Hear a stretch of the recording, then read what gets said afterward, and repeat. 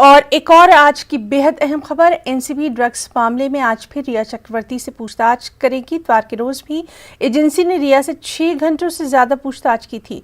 Sushant Singh case की drugs angle से जांच कर रही एनसीबी शोविक चक्रवर्ती और सैमुअल मिरांडा को तहवील में ले चुकी है। इन दोनों की गिरफ्तारी के बाद एजेंसी का दायरा अब रिया चक्रवर्ती के गिर्द तंग होता जा रहा है।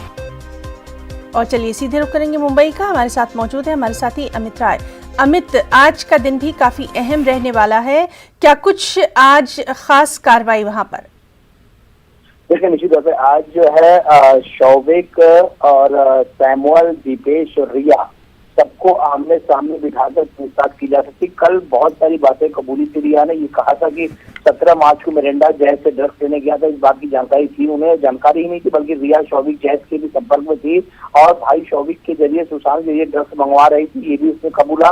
शौविक बासित से सुशांत के लिए ड्रग्स लेता था, ये भी कबूला गया। बासित रिया के घर आता जाता था, ये बात भी कबूली गई यहाँ पर। और जो ड्रग्स शायद शौविक के साथ हुई थी, उन्होंने कबूला और ये कहा कि मैंने शौविक से ड्रग्स मंगाया था, लेकिन अपने लिए नहीं मंगाया था, किसी और के लिए मंगाया था। जब उनसे ये पूछा गया कि वो कौन था जिसके लिए आपने ड्रग्स मंगाया था, तो उन्होंने जो है जवाब नहीं दिया। सूत्रों के मुताबिक जब रिया से पूछा गया कि आपने कितनी बार ड्रग्स मंगाया घर पर, क्या आप ड्रग्स खुद लेती थी, तो रिया ने कहा कि सुशांत वो ड्रग्स मंगाते थे और ड्रग्स की बहुत बुरी लत सुशांत को लगी थी, मैं सिर्फ जो है कोऑर्डिनेट कर रही थी।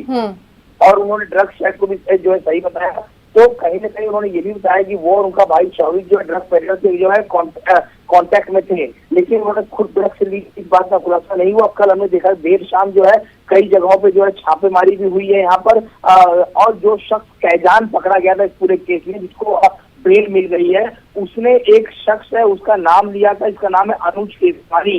तो अनुज केसवानी के ठिकाने पर कल एनसीबी की छापेमारी हुई थी, जहां से भारी मात्रा में जो है ड्रग्स बरामद हुआ और लाखों रुपए जो है कैश भी जो है बरामद हुआ है और इंडोनेशियन जो रुपया जी। तो बहरहाल आज भी इस अहम मामले में क्या कुछ कार्रवाई होगी उस पर हमारी नजर रहेगी। बहुत बहुत शुक्रिया अमित आपका तमाम तर तफसीली जानकारी के लिए।